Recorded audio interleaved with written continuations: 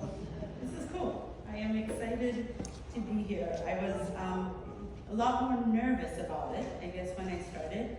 And then we did the hymns, and I was like, oh, this is like my church back home. I was like, okay, I understand what we're doing here. I'm in good company. So it's good to see you guys. But my name is Jasmine Tossett Smith. I am a single mom of 3. I brought a picture, although 3 of them are here, so you can see them in the flesh. But my daughter, Nash, and then I have 2 boys, CJ and Kenny. And believe it or not, I have 2 grandbabies that are pictured. So Quincy is now 6, and Acacia just turned 4 yesterday. So this is an old portrait. I'm gonna get on to updating it, but it's so cool to get a glimpse of my people. And then in addition to my bio kids, I'm also a foster mom. So I have been outnumbered 5 boys to 1 all summer. So prayers and donations towards my grocery bill would be welcome. But I am originally from Zimbabwe, and I was 22 the spring that I moved to the US. And the question I get asked a lot is, why North Dakota? And so I will go ahead and say, yes, it involves a boy. I studied hospitality management at the Swiss Hotel Management School in Switzerland. And so as part of completing my degree, I had to work an 18-month internship anywhere in the world. So I had worked in Africa by that point. I had now worked in Europe. I had met a boy online, an American boy. And so when I pulled out a map of the United States, Massachusetts looked like it was far away enough from North Dakota that if he was crazy, he'd have to trek to find me. So Massachusetts it was. And so I did my internship there for 18 months. Then in April of 2006, I agreed to marry him, so I moved here. I found out that he wasn't too crazy, but by then I'd fallen in love with the state and the people. So even though we got divorced, I stayed. So that's my coming to America story. But even though later on I enjoyed it, Massachusetts was really hard for me. Because everything was new. It was new people, new food, new customs, new accents. That was, I was not expecting that. But it was, even though Zimbabwe was colonized by the British, so I spoke the Queen's English, which thankfully meant that language wasn't a barrier. It was still just a difficult transition to get into a new place that was so foreign to me. So a few months in, I ended up getting sick, and a coworker of mine noticed that I was struggling. And so she kind of took me under her wing. She took me to the grocery store and patiently walked through the aisles and explained what was, like how that particular grocery store was set up. She walked me through the medicine aisle, kind of told me what everything was, Tylenol, ibuprofen. I don't know, girl, I'm just sick, help me. So she did that for me. But she went a step further and then started including me in all of her family traditions. So my first 4th of July, Labor Day, Memorial Day, Thanksgiving, and Christmas were all with her family. And she didn't have to, but she welcomed me, and her hospitality made all the difference to me. Leviticus 19:34 says, "The foreigner residing among you must be treated as your native born. Love them as yourself, for you were foreigners in Egypt. I am the Lord your God." And I have first-hand knowledge of what it feels like to be on the receiving end of that verse. I am living testament to the success stories that come out of the wisdom of living Leviticus 19:34 out. I am also a credentialed minister of the gospel, and I have the pleasure of serving together with Leah Arbro as the co-director of Bismarck Global Labors, which, like Pastor John said, we serve refugees, immigrants, and new Americans in our local area. So, North Dakota, if you don't know, has a really rich history of welcoming the stranger. In the 30 years between 1890 and 1920, the population of North Dakota increased by 455,000 people, the majority of whom were immigrants. So it appears that for a long time in the history of North Dakota, they have taken Matthew 19:19 to heart, to love your neighbor as yourself. And while we're talking about North Dakota, I thought these numbers were super crazy, so I had to share them. But as of 2019, nearly 86% of immigrants to North Dakota were of working age. They generated $836.8 million in household income. They spent $652.1 million, and they paid $184.6 million in taxes. I thought those numbers were wild. I just had to share. This is the interactive part of my speech. So, quick show of hands. Who has or knows of a parent, grandparent, or other family member that immigrated to the United States? Okay. I expected a lot, but that was even more than I thought. So, yeah, okay. Who has traveled to another state or country and felt a little out of place? Okay, so a few of you. Great.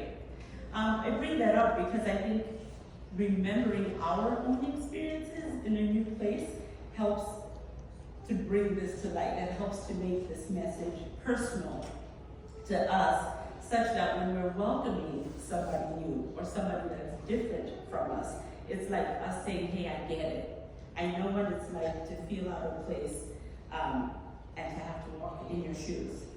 So Lord of Life has partnered directly with us in welcoming 3 families now and in providing support for several others.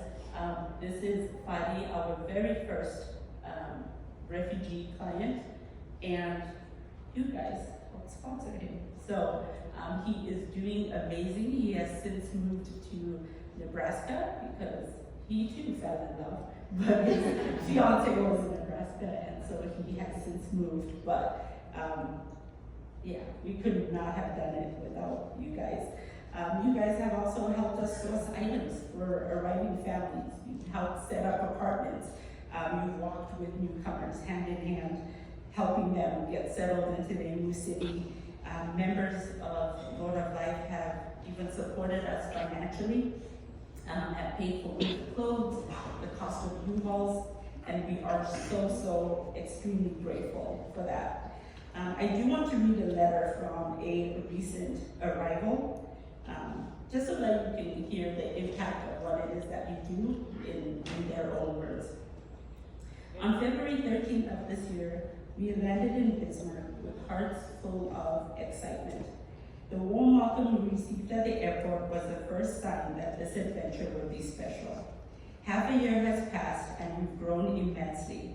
Fortunately, the winter was milder than expected, making our adjustment easier. We've successfully processed our documents, obtained driver's licenses, and integrated into city life. We've cherished the band's parade and other festivals in Bismarck, the Touch the Truck event and the vibrant 4th of July parade in Mandan, the beautiful parks, public pools, and even the magical Northern Lights in May have brought us joy. Joining the workforce has allowed us to contribute to our family and feel like valued members of the community. Soon our children will return to school and will continue adapting to life in the United States. We're deeply grateful to everyone who has welcomed, supported, and accompanied us on this journey. We move forward with heads held high and hearts full of gratitude. I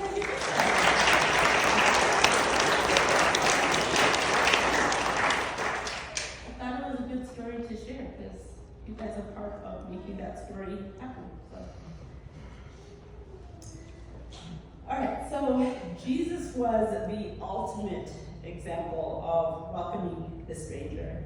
And so for us to be true disciples is to watch what he did and then to go out and do it ourselves.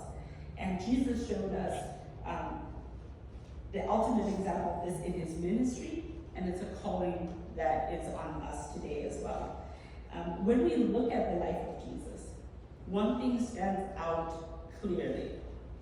Jesus loved people, every person, from every walk of life. He didn't play favorites. He hung out with tax collectors who were despised in society. He engaged with sinners, the outcasts of his day. He spoke with Samaritans who were considered enemies to the Jews. He didn't care about their background, their mistakes, what others thought of them. He saw beyond labels, beyond societal norms, and he focused on the person right in front of him. In Luke 19, we read about Zacchaeus, who was a chief tax collector, and even though he was a wealthy man, he was despised. Okay? He was not winning any popularity contests. And when Jesus passed through Jericho, Zacchaeus climbed a tree just to get a glimpse of this man, right? Of this great teacher. And what did Jesus do? He didn't walk past. He didn't just ignore Zacchaeus because of his reputation, but instead he looked up and he called Zacchaeus by name. He invited himself to his home, and through Jesus not just tolerating Zacchaeus, but welcoming him with open arms, he brought salvation to that entire household. And Jesus' interactions weren't just about being kind. It was more than just being nice. They were about breaking down barriers. He shattered the social norms of his day to show that God's love isn't confined to just one certain group. In John 4, we see Jesus talking to the Samaritan woman at the well. And this was groundbreaking for several reasons. She was a Samaritan, which we just heard was a group that was hated by the Jews. On top of that, she was a woman, and in that day and in that culture, men didn't engage in conversation with women openly in public. And also she was living a sinful life, living with a man who wasn't her husband. Yet Jesus didn't just talk to her. He revealed his identity as Messiah to her. He crossed cultural, gender, and moral boundaries to offer her living water. And I wonder, for all of us, how often we let our own prejudices, our own fears, our own discomfort prevent us from welcoming others the way we should. Maybe it's someone from a different background. Maybe it's someone of a different race. Maybe it's someone with a past that society deems shameful. But Jesus shows us that these are the very people that we should be embracing. His love was not limited by human boundaries, and neither should ours. And I guess I wonder, what was it that allowed Jesus to see people this way? What allowed him to love so radically? And it's that he saw people through the eyes of God. He saw their potential, their worth, and their need for love and grace, where other people merely saw a tax collector, or a sinner, or a foreigner, or an outcast. Jesus saw a person created in the image of God, worthy of love and worthy of redemption. And we're called to do the same. We read it in our gospel reading today, but Matthew 25, 35 to 40, Jesus makes it clear that when we welcome the stranger, we're welcoming him. He says, "For I was hungry, and you gave me something to eat. I was thirsty, and you gave me something to drink. I was a stranger, and you invited me in." Jesus equates our treatment of others with our treatment of him.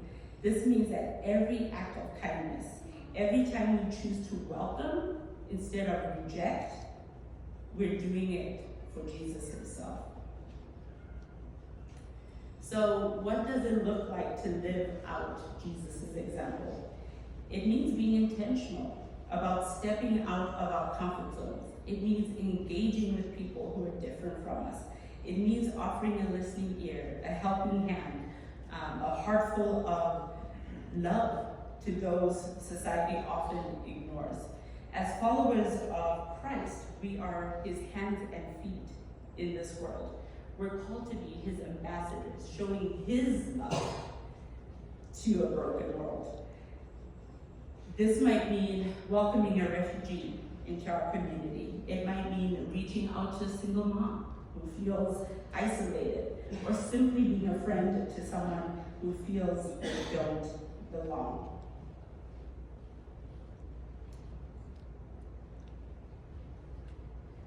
Your neighbor isn't just the person who lives next door or looks like you.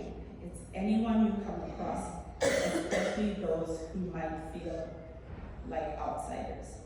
As an immigrant myself, and also in my capacity as co-director of Bismarck Global Neighbors, I am impressed at the way that members of Word of Life have taken James 1, verse 22 to heart, which is to not merely listen to the word and so deceive yourself, but to do what it says. Have you ever taken the time to think about how hospitality can change someone's day, and for some people maybe even change their life? Hebrews 13:2 talks about how some people have unknowingly entertained angels by showing hospitality to strangers. And I think that is such a profound statement. This verse isn't just about being polite or offering a meal, but it's about opening your heart and home to others in a way that has eternal and lasting impact. As I mentioned at the beginning of this sermon, many years ago, I moved to a new city, far from everything and everyone I knew, far from anything familiar, and I felt like a stranger in a foreign land. Lost, isolated, unsure of what the future held or what I was to do next. But then something remarkable happened. A co-worker, someone I didn't know very well, extended a hand of friendship. She showed me kindness. She invited me into her home and treated me like family. And at that moment, she wasn't just being nice. She was being an angel to me. We've lost touch, sadly, since I moved to North Dakota, but the impact of her hospitality has been lifelong and enduring. 19 years later, that's a long time. But 19 years later, her showing me kindness has impacted generations. My family, and now everybody in this room, knows about the generosity and hospitality of this amazing woman who influenced my life for the better. As followers of Christ, you and I have the incredible privilege and the wonderful responsibility of being Jesus' hands and feet to those around us.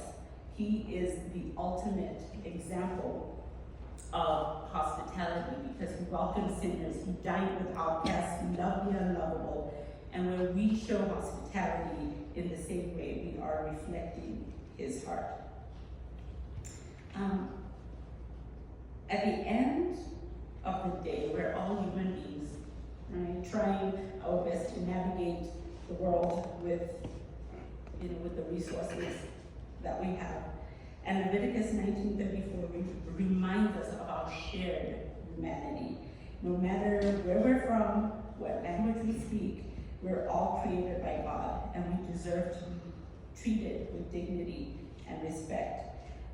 I don't know about you, but it is my goal, it is my life's mission, to be in that number that the Lord speaks about in Matthew 25:34-40.